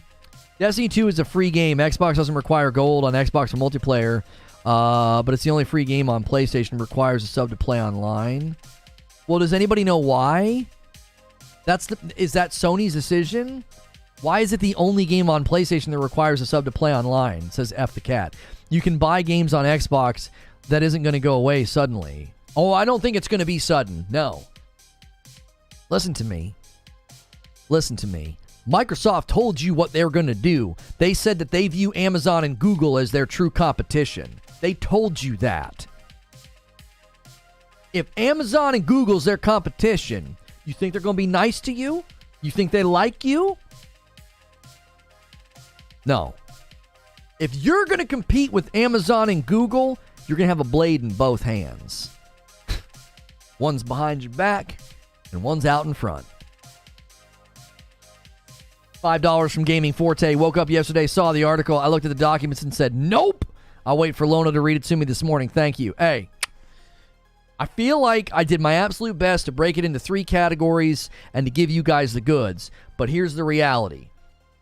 If you guys want to debate Game Pass, I have a show for you specifically about Game Pass because I think we were wrong about Game Pass. All right? I think that we might have discovered, there was an article, and I think we may have discovered the Xbox Game Pass News Live. We may have discovered Microsoft's live service secret weapon. And I've always said that live service games that are properly monetized would be a great fit for Game Pass. And then I had a discussion with somebody on Twitter, and it changed my mind. Because we were talking about submodels, and we were talking about buying things in a game that you don't own. And so I thought, if they're going to use this secret weapon, and this secret weapon puts them in a position to have live service games to compete with Sony's live service games, where in the frick are they going to put them? You're going to invest in all these live service games. Where are you going to put them? Because you need people to spend money in a live service game. And we haven't seen the relationship between subscription services and buy to play. We haven't seen that relationship yet because the FTC's motion to compel was just agreed to. It was just honored by the judge. So we haven't gotten to see those documents yet. Why those are usually free. That's right. Oh, it's going to be a good one. It's going to be a good discussion. You're not going to want to miss it. I've got to get the discussion set up, though. Do me a favor. Do me a favor. Listen to me now. Listen to me now. The show is going to continue, and I think this is going to be a great continuation of the conversation. Because right now, we've been talking a whole lot about Game Pass, right? I keep telling FCAT, if I invited you on, it would have to be legit. I would have to be real talking points, not just shouting back and forth. It would have to be more professional. Yeah, I'm not going to come on a show and have somebody shout at me. I'm not interested in that. That's not what I'm interested in. I'm not interested in that in the least bit. Have you seen the YouTube is starting to insert ads into live streams now? It was only a matter of time. Wondering if they'll finally start rolling out new YouTube features. They've implemented some really good chat features, at least foundationally. I can just click on something, and when I click on it, I don't have to click on their profile or the 3 buttons. I don't have to do any of that. It's just right there. Okay, hang on a minute. Here, I'm going to do... Is this...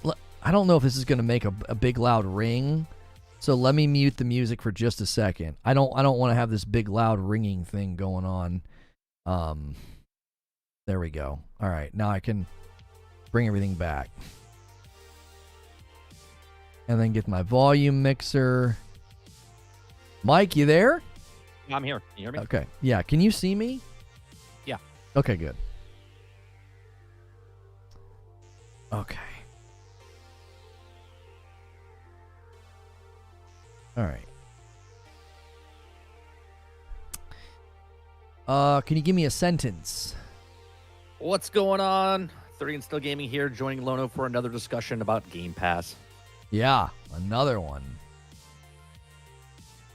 I was like, they're really going to think I'm a pony. I'm going to open up the day I'm going to talk about Sony, and then my second stream, we're going to talk about Game Pass. It's going to be great.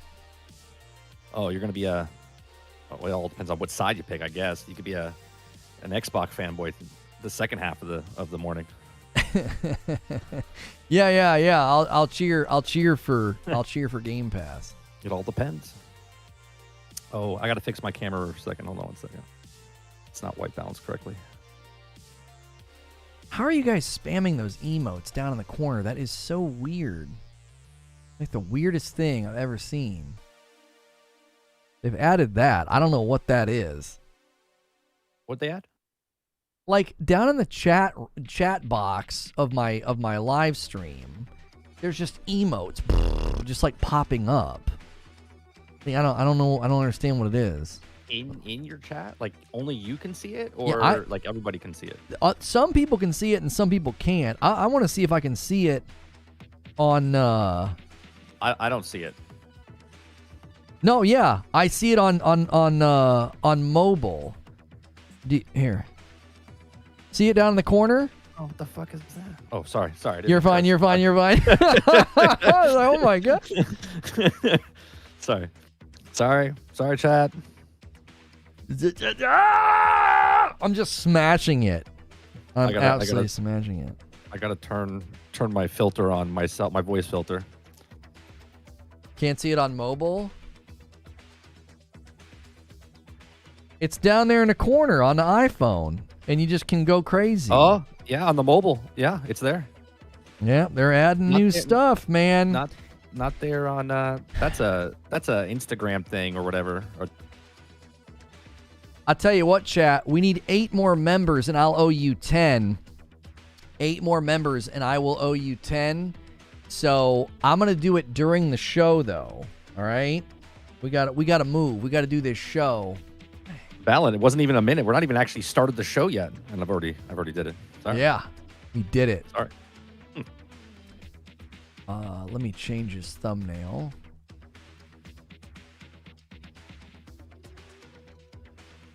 It's on iPhone. It's not on Android. Okay. I forgot we were live because it's just me and Lono in the Discord, right? So I didn't. My brain was just like, oh, it's just us. I totally forgot he was live. It's fine. As I was looking at the live stream with the hearts. Here, I'm gonna lower the music just a touch.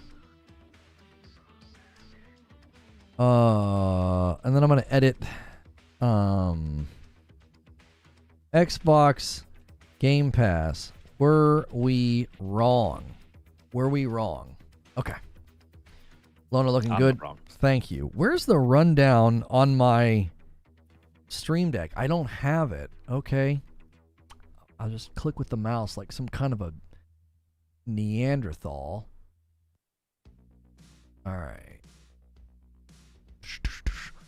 Lono seems displeased with his hair. I was very displeased with it. It was all flopped over. I was yelling and screaming so much. It was okay.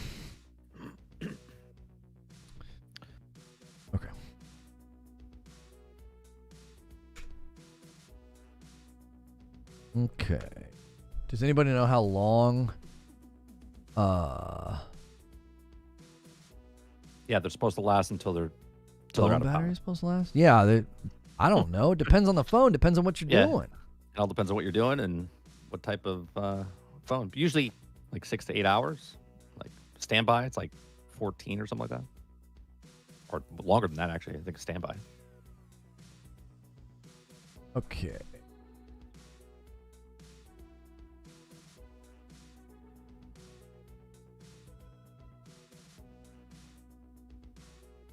All right, Xbox Game Pass. Were we wrong? Live. I'm sending out the tweets and all of that.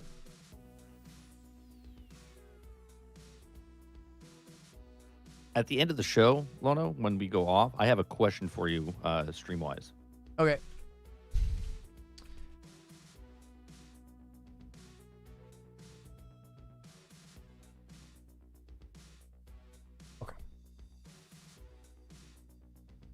Wish YouTube would let me just listen. If you do premium, you can just listen. You can just throw things on in the background.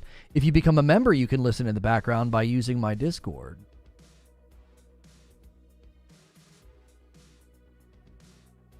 All right, come discuss. Tweets going out. Oh, you know what I need? Hang on. Question. Are you a podcast gamer or are you a gamer who podcasts? I'm a gamer who podcasts. No. I'm a... How do you even tell the frickin' difference? I'm trying to think now because I like podcasting, but I love gaming. I just happen to be playing games while I'm podcasting. Oh, okay. All right. Okay, we're roughly the same size. Give me one more sentence. I want to make sure you're coming through loud enough. What's going on, everybody? 30 and Still Gaming here. Thanks for joining us today. Bingo, bango. Okay, chat. We're going to do that redirect thing. So I'm going to put a bunch of links in chat. I want you guys to come over to this stream and help us with this debate and this discussion. But before we do that, try to give me 400 likes on this video before we leave. And make sure at the end of the day, if you really enjoyed a live stream, come back to it and leave a comment. You guys all left great comments, great dialogue, great discussion while we were doing the live show, but none of that leaves a comment on the video. So remember, if you've really enjoyed a show and a live show, go back, leave a comment, make sure you leave a like. So right now, make sure and smash the like button on this video. Get us to 400 likes before we leave. That also means when we go over to this new stream, I need you to hit like when we get over there. Often when I do this show with Mike, there's 300 and 400 people hanging out, and I got like 60 likes. That ratio won't fly. Like YouTube would be like, hey, what's going on over there? You got this, big old viewer base, and nobody's hitting like. So make sure when we go over to these new streams and we redirect that you hit like again on the new stream, okay? I know it seems ridiculous, but this is the way of YouTube, right? As they say on Mandalorian, this is the way. The way. Yep. Okay. There's a link in chat. You can use that link to go to the new stream, or if redirect fails you, it will be the featured stream on the channel. I owe you 10 members. If we get 8 more, I owe you 10 members. Right now, I only owe you 5. I will do those in this stream. So if anybody wants to get over there and gift so I can piggyback, that'd be great. And that's a great reason to watch and hang out. All right, I'm going to be silent for just a second so we can start this show. Thank you so much for checking out another episode here on Reforge Gaming. Hanging out with 30 and Still Gaming. Be sure to check out his link below in the description, 30NSG. We're talking about Game Pass, and were we wrong about Game Pass? I've got an article. I've got somebody saying they think they found Microsoft's secret weapon for live service, and you guys know how much I love live service. We know that Sony has plans for live service, and so we're going to be talking about what this means for Game Pass. If Microsoft starts trying to make a bunch of live service games, how's that going to work with a Game Pass funnel and a Game Pass subscription positioning? I'm going to end the previous stream that was about the Sony response to the CMA. Sony's calling the CMA irrational, and that was a spicy one. Make sure and watch